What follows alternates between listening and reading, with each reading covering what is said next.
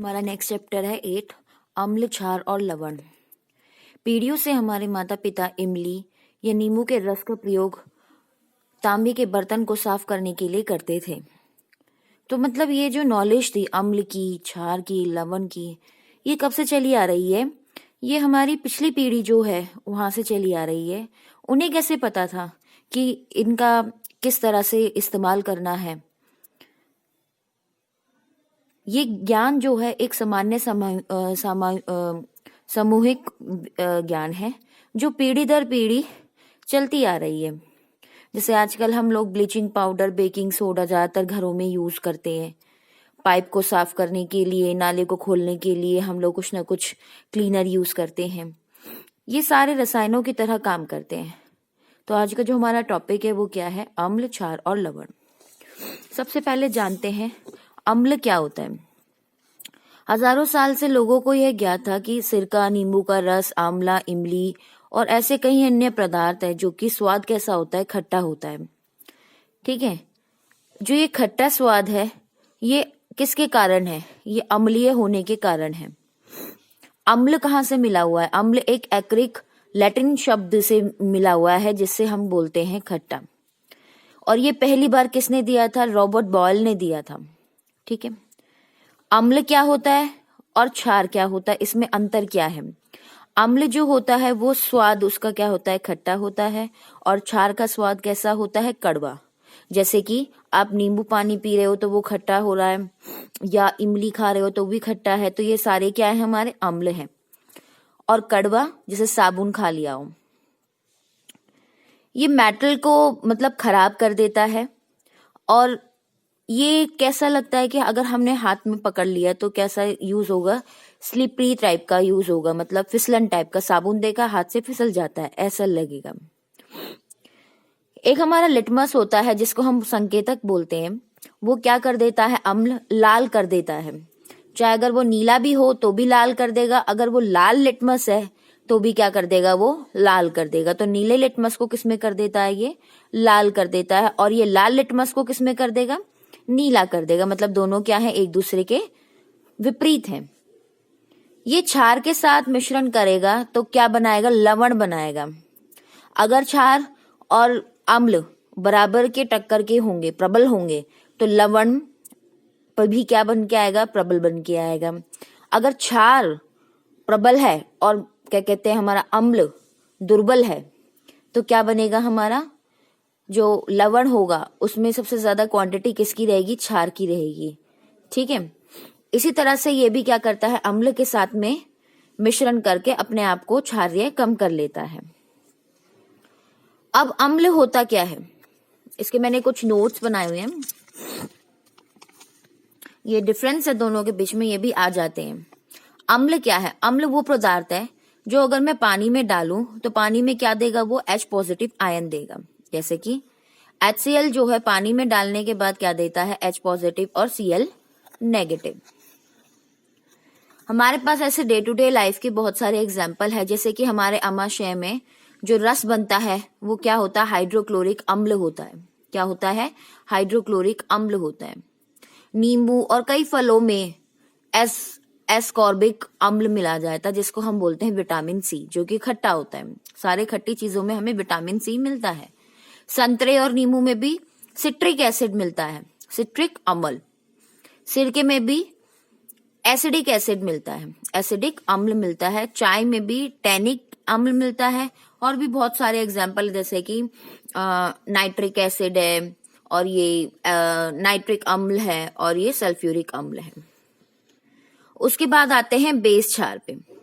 क्षार वो पदार्थ है जिसमें जो पानी में घुलने के बाद में OH नेगेटिव आयन प्रदान करता है।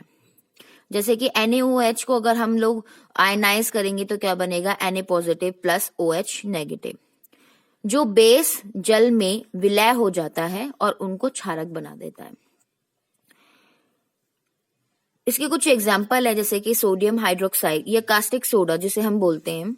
ये साबुन में प्रयोग होता है जिसकी वजह से वो फिसलन विसलन जो हम कहते हैं ना, वो हो रहा है। KOH भी नहाने के साबुन में पाया जाता है जिसको हम बोलते हैं पोटैश।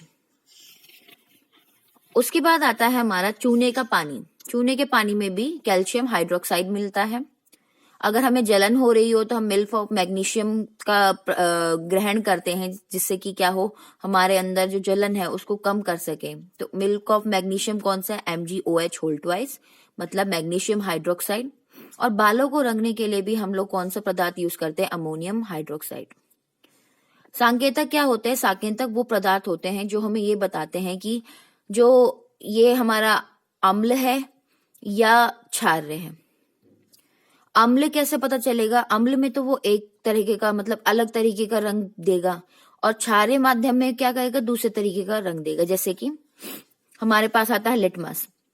लिटमस जो है अम्ल, उसमें तो लाल होता है। वैसे इसका नॉर्मल, जैसे अगर हम बोलें कि एज इट इज जामुनी होता है इसका रंग, तो जामुनी अगर हम उसे अम्ल में डालेंगे तो कौन सा कलर बन जाएगा? लाल। और अगर क्षार में डालेंगे तो कौन सा बन जाएगा? नीला। दूसरा हमारा सांकेतक है फिनोफ्थलीन। फिनोफ्थलीन जो होता है वैसे तो रंग रहित होता है, अम्ल में भी रंग रहित ही रहेगा, पर अगर क्षार में डालेंगे तो कौन सा है? गुलाबी रंग का रंग ग्रहण कर लेगा। तीसरा हमारा है सांकेतक मिथाइल ऑरेंज। मिथाइल ऑरेंज में अम्ल में वो लाल रंग का बन जाता है, अपनी स्थिति में जैसा वो मिलता है हमें, वो नारंगी का मिलता है, और ये हो जाता है हमारा पीला रंग।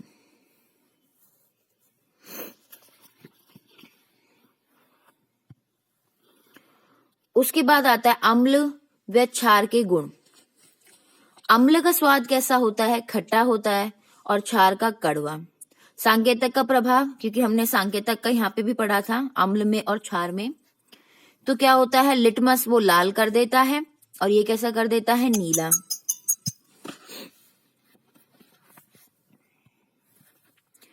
फिनोफ्थलीन कैसा होता है? रंग रहित, और कैसा होता है? गुलाबी।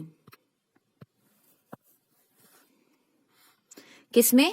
क्षार में। मिथाइल ऑरेंज कैसा होता है? लाल रंग का होता है, किसमें? अम्ल में। और पीला कैसा हो जाता है? क्षार में। देखिए यहाँ पे हमने यही पढ़ा था, पीला होता है क्षार में, और अम्ल में क्या होता है? लाल। अच्छा, विद्युत चालकता कैसी होती है? ये सुचालक होते हैं, क्योंकि अम्ल के क्योंकि ये सुचालक होते हैं, क्योंकि अम्ल को जब हम विलायन करते हैं, किसमें? जल में घोलते हैं, तो वो कौन सा आयन देता है? H पॉजिटिव आयन देता है, और वो H पॉजिटिव आयन H2O के साथ में हाइड्रोनियम आयन को बनाता है, जो कि ये आयन्स का मतलब संचालन करता है ये, क्योंकि आयन्स ही करंट को एक जगह से दूसरी जगह ले जाते हैं। फिर उसके बाद आता है सुचालक। सुचालक जो होते हैं वो कैसे होते हैं? क्योंकि ये भी वही है कि क्षार भी क्या करता है? पानी में विलायन होने के बाद में हाइड्रोनियम आयन को देता है। अब इन्हीं के बेसिस पे हमने एक प्रबल अम्ल के बारे में बता करते हैं। प्रबल अम्ल वो होते हैं जो पूरी तरह से पानी में विलायन हो जाते हैं, घुल जाते हैं। जैसे कि अगर हम नाइट्रिक एसिड लें तो वो क्या देगा? H पॉजिटिव और NO3। इसके ये एग्जाम्पल्स हैं, ये याद करने हैं।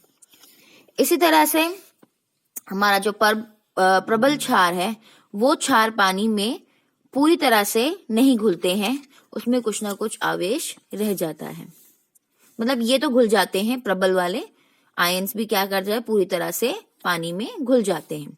जैसे LiOH, NaOH, KOH, PbOH, RbOH, CSOH, इस तरह से आपको ये याद करने हैं। दुर्बल अम्ल क्या होते हैं? जिन अम्लों का जलीय विलायन में आंशिक वियोजन होता है। मतलब वो क्या होता है कि ना तो वो आयनसी होते हैं, मतलब दोनों तरफ रहते हैं। ये तो पूरी तरह हो गए थे, इसमें क्या कहते हैं? वापस मिलके क्या हो जाते हैं? HF बना देते हैं। तो ऐसे को हम बोलते हैं दुर्बल अम्ल, और इस तरह के हम बोलते हैं, क्या कहते हैं? दुर्बल क्षार। तो ये एग्जाम्पल्स हैं, इसको याद कर लीजिए।